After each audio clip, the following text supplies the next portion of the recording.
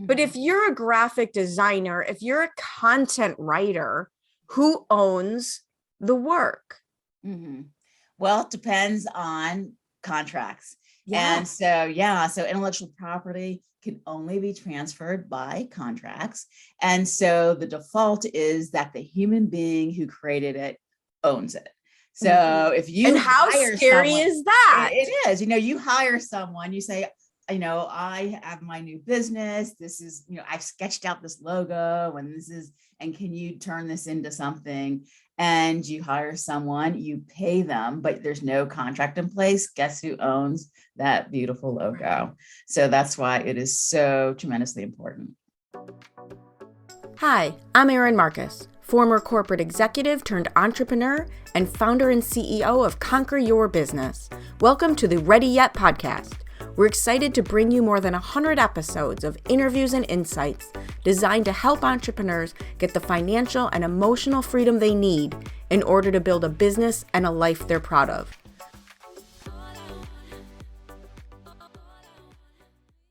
Welcome to this episode of the Ready Yet podcast. I am excited for you guys to hear the conversation with my guest today, Erin Austin, because first of all, there's another Erin. Yay. I grew up, we had a whole conversation about not having anything monogrammed when we were children. So we'll spare you those details, but I'm really excited about this conversation because first, love hearing people's entrepreneurial journey, but also what you focus on, in my opinion, is so important. I watch person after person work so hard to build their brand, to do all the things that scares them, to put all the hard work in it, only to find out later someone else has that business name and you can't use it anymore. Yes. You So cannot let that happen. Right, do not let that happen. So before we go way into the weeds on all this, why don't you give everyone a little more formal introduction to who you are and what you do? Oh, thank you, Erin. So I'm Erin Austin, and I am a lawyer. I've been practicing law for 30 years, if I'm allowed to say that. And I have been in the intellectual property space for the last 20 of those years, basically by happenstance. I started in the film business. And since then, I've continued to work with other IP-driven industries like market research and publishing and data. And so basically, now I work with service-based business, people whose inventory is their intellect or their expertise. I love it. Yeah, love a good catch line. When your inventory is your intellect. That's fantastic. Yeah, but we want to make sure you own that inventory, right? And so I work with experts to make sure that they are identifying, protecting, and leveraging their expertise through intellectual property-based revenue streams. Love it. Okay, let's back up a little bit. Sure. When you say film industry, because one of the things that I tell people from my corporate life, different states have different approaches to their intellectual property, to what they are and are not worried about. And it's often driven by what types of businesses are in those states, right? So for example, in Illinois, it is virtually impossible to win a non-compete case. They don't care. It's not that they just don't care. It's a right to work state. Do your thing. We don't want to be involved. Right? I call Illinois the business prevention state as it is. Like, they don't care. Now, you mentioned film industry, so I know that California works extremely different. So is that your version of film industry? Or I was at Warner Brothers and a company, an independent film business that was bought by Lionsgate. Wow. And so so my point of view on that is from the film industry, the major motion picture film industry. And California hates non-competes as well. And so you pretty much, unless you sell your business and you're trying to compete directly with a buyer, that's pretty much the only circumstance that California will enforce a non-compete. There seems to be definitely a trend against non-competes. Yeah. Just recently, I think just the other day, I'm outside of Washington, D.C., Washington, D.C. Passed a non-compete bill, like an anti Really? bill. Yes. That's, so that's really, before we even get into intellectual property, I think that's really important. Um, I'm a big believer in abundance. I'm also a big believer in knowing there's very few people that will put as much effort into something as I will. Mm-hmm. And yet I watch a lot of people not hire because they're scared the person that they hire is going to learn something and then try and run and do it themselves. Right, right. That does happen a lot. I'm personally anti non-compete because I think, other than that circumstance, obviously, if you sell your business, you shouldn't go across the street. Yes, exactly. That's not okay. But when you're an employee, there are all sorts of things to protect. I mean, we should be having all of our employees sign employment agreements that include provisions regarding the ownership of the things that they create there. Yes. And it should include, perhaps, non-solicitation provisions regarding don't steal all my clients, don't steal my other employees. And obviously you're going to have, confidentiality provisions. So everything that you learn, all the proprietary information that you learn in the course of your job, even if you created it in the course of your job, it stays with your employer. That's their intellectual property. You don't own it. You don't have any rights to use it. But other than that, you should be able to go to another employer. You shouldn't be unable to get another good job. Get another job. I mean, right. Absolutely. And so you shouldn't have to move across the country either, depending to do this. Right. And so, it's interesting though, in the entrepreneurial world, because unfortunately, a lot of, it's not uncommon for entrepreneurs to be struggling for money. And you start to think about, well, I created it. Well, you created it. And then on top of it, too many entrepreneurs are treating their business as something, well, I'm just going to try to do this thing, especially women are, it's just me and my little efforts over here. Mm-hmm. But if you're a graphic designer, if you're a content writer, who owns the work? Mm-hmm. Well, it depends on contracts. Yeah. And so intellectual property can only be transferred by contracts. And so the default is that the human being who created it owns it. So if you and how scary is that? It is, you hire someone, you say, I have my new business. This is, I've sketched out this logo and can you turn this into something? And you hire someone, you pay them, but there's no contract in place. Guess who owns that beautiful logo? So that's why it is so tremendously important. And the other thing I talk about with contracts, and so a little bit, I'll back up for you because I don't know if you know this. My background is in commercial real estate. It's in long-term care insurance and the corporate side of things. Like there was nothing that ever happened without massive contracts in place. Yes. And that was just normal, right? And I brought that with me. And so many times an entrepreneur thinks, well, we're friends. Oh. Well, we're just helping each other. We're trading services. Mm-hmm. And they don't, and I'll be the first one to tell you, I learned this from the lawyer that I worked with in corporate. It doesn't have to be fancy, but it does have to be in writing. Absolutely. Absolutely. It needs to be in writing. It has to be signed as well. So signed as well. Yes. Think, an email doesn't quite get you there either. But, there are people who are proud of the fact that they don't use agreements because that's the nature of the relationships that they have with the people that they work with. And unfortunately, people can get away. There's all sorts of things you can get away with, right? At the end of the day, but if you want to build a business, one that maybe you want to sell someday, or if you want to just expand what you're doing, like sometimes you're doing one-on-one work, like no one's going to notice if you got a couple of clients, but if you start selling something to the public, people are going to start noticing. So you will hit a wall if you get big enough.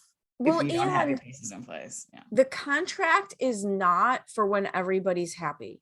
Yeah. Yeah. The contract, you might go back to the scope of work when everyone's figuring out, okay, how are we going to do this? Is this included? Is it not included? Mm-hmm. If there's a scope of work in the contract, okay, you might refer back to it to see what's going on. But 99% of the time, the contract is for when things go bad or when they come to an end. Right. and keeping things on track, right? When you have everyone's expectations are clearly laid out, everyone benefits from that. And so, yes, let's say you have that email scope of work. And so everyone can see, these are the deliverables, this is the timeline, this is the amount. But what you will be missing is in the event of a dispute about, I think I own it, and I think, I'm the graphic designer, I think I can now use this design for another client, and or I can hold it hostage because I'm mad at you. Yes, let's face it, that's what really happens. Exactly. Then you're in a world of trouble. Yes, absolutely. Yeah. So I'm curious what you hear, like, why do people not do this? Why don't more people? We know we live in a litigious society. We know that because it's on the news all the time. Right? We know this. We know, most of us know what we should do in terms of, hey, there should probably be some formal agreement. But what's the biggest sticking point? Like, people are afraid. They feel like it's adversarial. Like, if I present you with this piece of paper and ask you to sign it, then I'm saying I don't trust you. And that, maybe it's the same thing that people who don't sign prenups, like, then I'm suggesting that we're going to break up and we're going to have this contentious. I'm jinxing us, right? Yes, I'm jinxing us. Right? Yes, exactly. But it is not. And honestly, there is not a professionally run business in the United States that does not expect and respect receiving a services agreement.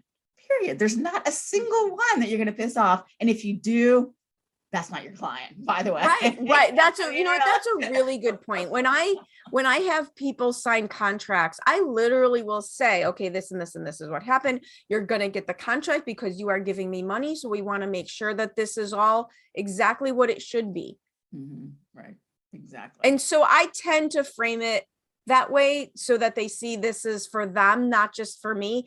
By the way, I am a huge, one of my pet peeves is a unilateral contract. Like when that right? Is that not, you want to talk about rude? Is that not the rudest thing you could do to somebody when, you start this relationship? And so to your earlier point, they think they're going to be adversarial. There is absolutely a way to do this that's extremely adversarial in nature. And that's by sending someone a contract that benefits you and just doesn't even take them into consideration. Oh, that does make me insane. I don't, as someone who reviews them all the time, and sometimes the client never sees them. And my temptation to say when it's totally, one-sided, like, I don't know if you want to do business with these people. I never do. Right. But don't you think why would you do that right from the beginning? I know. But what you mentioned is that a contract does not need to be complicated. It does not need to be a treatise. And, if you work with, big corporate, you probably receive some. Or Apple, if you've bought an Apple product. Yeah, well, don't even talk about those. I mean, you don't even just click and pay your money, forget about it. But but if you're a consultant or a coach who works with, have corporate clients, they probably have a standard services agreement that they're going to send to you. And some of them can be super complicated. But it's kind of the cost of doing business with big corporations. With the big corp, right. And so hopefully you're charging enough. If you're working with big corps, you better be charging enough to be able to make sure that you're covered with those. And then if you are working with smaller businesses, it can be super simple. It's your template. It can be super simple. There's no reason for it to be complicated. Absolutely. So. Loving what you're learning here and interested in more? Check out our free Facebook group and join us at Conquer Your Business Community to find even more tips and tools designed to help you get out of reaction mode and into conquering your own business.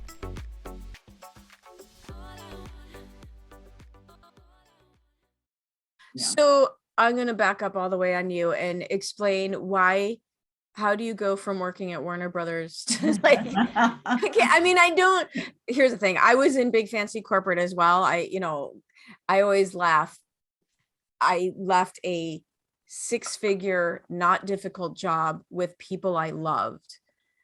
That's not the conversation you want to have with your mother. Right. So Oh, that's great. How do you end up going from that to deciding I want to help entrepreneurs, one of the most annoying groups of people to try. I mean, if you want ducks in a row, we're not your group. Yeah, We're yeah, herding cats. Like, yeah. That's funny. Well, that it was an evolution, honestly. So when I first left, what was then Lionsgate, or what it is now, but after they acquired Artisan, which is the company that I worked with, I decided I was living in LA and I was kind of ready to leave anyway. It was a time of life. I was in my late 30s and trying to figure out what would be next anyway. And I ended up coming back to the East Coast, which is where I'm from, and to Northern Virginia, outside of DC. I love And it. By the way, I grew up spending my summers in Rockville, Maryland, oh yes, yes, yes, at yes. near the White Flint Mall, which I understand is not there anymore. Yes. And just to age myself, I saw Adventures in Babysitting at the theater at the White Flint Mall. So I totally know where you are. Well, yeah. Well, I grew up going to Springfield Mall, which is not there anymore, and that is now. So yes, are any malls left? I don't even know. And so at the time, I wasn't quite sure what I was going to do, but I ended up working with my old company, like so many of us who kind of go out on our own. And then you get a call from your old boss, like, hey, what are you doing? Hey, I've got some projects for you. And suddenly I'm working for myself, and so that has been essentially my business for the last decade or so. And so then I had a child. I had my kid in 2006. And so it really was a lifestyle choice to just continue to work with my whale clients. And there's not another way to describe it than that. Mm-hmm. Who were, in the film and publishing and market research. And then the specific pivot that I've made to working with female founders in particular of service-based businesses was a little thing called the 2016 election. When it became super clear to me, and it's embarrassing to realize it took that for me to kind of go, in order to really have an impact and a voice in this country, you need money. You can't. And so how do I get more wealth in the hands of people who care about the things that I care about? And it was clear, one of those groups is, to me, wealth in the hands of women can change the world. Mackenzie Scott, I say Mackenzie Scott is my spirit animal. And, look at the way that she uses her wealth versus how some other very wealthy people use their wealth. Absolutely. And so like, how can I help women in particular who sometimes undervalue their expertise and aren't thinking as aggressively, I'm not going to say strategic, as aggressively as some men do about, my exit and maximizing my value. They're thinking about the people that they're taking care of, their family, their employees, their clients, and, that nurturing side. But I want to make sure. The other thing they do is they don't realize you can do both. Yeah, absolutely. Well, that is like, it's not either or. It's not either or, absolutely. And so that became my focus. It took a while for me to figure out, like, how do I use my big company experience to work with a different demographic? But I'm like, okay, I know IP. That's what they got. I can help them. And that was the transformation. Absolutely. And it is. And I don't want to consider women disenfranchised, because to the extent other groups are disenfranchised, different groups, but we have the same legal system. Mm-hmm. And I think the people forget that the legal system that protects person A can also, when done right, can also protect person B. Absolutely. So how do you tap into it? Yeah. How do you tap into it so that you're not subjected to it? Yeah, absolutely. I mean, that is step one, is to make sure that you're protected. And then, but step two is also to make sure that you're building assets. So that, the key to wealth is ownership. Yes. Whether it's real estate, like owning, and then you get, the appreciation on it, or trying to think of business assets. I'm so steeped in intellectual property assets, I can't even think of. Do you own the building? Do you own the building? You own the machinery. Thank you. And but it's the same thing with our expertise, is that either we're just selling our time. People say, hey, I need you to, create a logo for me and I create a logo for you and you pay me for my time. Where's the asset that I'm building there, right? And so at the end of this, say you do that for 20 years, what do you have at the end of that?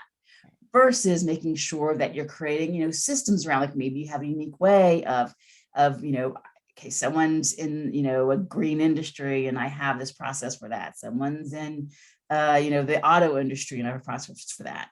Or, or you're a consultant and, maybe you just come in and you just do some trainings for them or facilitation, or you create your own trainings and you make sure that you have something that you can sell multiple times and that when you're ready to leave, well, and to your earlier point, I think people miss that opportunity because they're undervaluing what they do. Mm-hmm. And also they don't realize it because one of the constant conversations I'm having is just because something is easy for you doesn't mean it has less value. It has more value.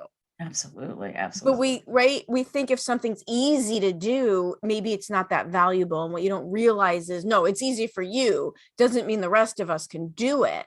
Right. And that adds to undervaluing ourselves. Yeah. I mean, it's easy for you because you're the expert, right? And so how do we package up that expertise in a way that is decoupled from your time and that can also work without you? Like, yes, you are the expert, but I like to say, like, you're transforming your business from an expert-based business to an expertise-based business. Oh, I love that. That way we're separating the two because the expertise can live separately from you. And it's also not easy. I have one of my mentors is a high-end coach and she's fantastic at what she does, is going through this process for one of her products that she's offering that is drawing her expertise out of her and systematizing it. And she, who has been doing this for years, who is really good at what she's doing, is going, oh my God, this is hard, because she does it so instinctively. So I think having that so when I left corporate, I said my biggest fear was the lack of collaboration, because I had a very collaborative corporate environment. Love the cat. Surprised she's not on the podcast. She's usually here, but she doesn't have great ideas. So me sitting here with the cat is not going to help. But that's why working with somebody to draw that out of you is going to be so much more effective than me sitting here with even a pad of paper going, well, how do I do that? Yes. So I just do it. and that's key to, if you ever want to go on vacation, say, if you ever want to, whether you want to grow with employees, you need to have those things in place so that they can do things without you. Or if you want to grow without employees by putting together some sort of product or something that you can sell so that you can grow without. I love it, because it's taking everything I do believe about growing a business and needing systems and procedures to scale, and then taking it one step further to make sure you own all of those things so that you can then earn the money that you deserve off of it. Right. Absolutely. And the thing that I like to say about intellectual property is that it is a legal monopoly, right? And so when you have intellectual property rights, that's something you own exclusively. And what is more valuable than an asset that you own exclusively? So love it. Yeah. So if people want to, talk to you about this, and I highly, highly recommend that they talk to you about this. I mean, like, seriously, what is the best way for them to find you outside of, obviously we'll put all of the show notes in there, but if they're just listening, what's the easiest way for them to find you? Yeah, look for me on LinkedIn. That's the easiest, because I'm Erin Austin. I've been on there so long that I am the Erin Austin. Erin Austin. Yeah, it was Ghost Town when I first went on there, and so you can hang out, see me there, and so I post frequently there. And but if you want more of me, which hopefully you do, I also have a podcast called Hourly to Exit that you can find on all your podcast channels, and then I have an email newsletter that you can sign up for as well. And I'm known as kind of the graphics queen. I think self-titled, frankly, but I mean, what other lawyers like great graphics to make things really simple so everyone can digest it. But it's one of my favorite things to do, is take complex ideas and put them in some sort of graphics or That's a skill. infographic. That's And not yeah, my skill. I can yeah. give words, but that's not my skill. So have at it. That's awesome. Well, thank you for sharing your information with everyone. I don't we have such alignment, and I absolutely believe that people need to do what they need to do to be in charge of their own lives instead of waiting for other people to decide things for them. And your approach to entrepreneurship and getting money in women's hands is very much in alignment with that. So thank you so much for sharing your time, sharing your information, and hopefully, seriously, everybody reaches out. Thank you so much, Erin. It's been Awesome. wonderful.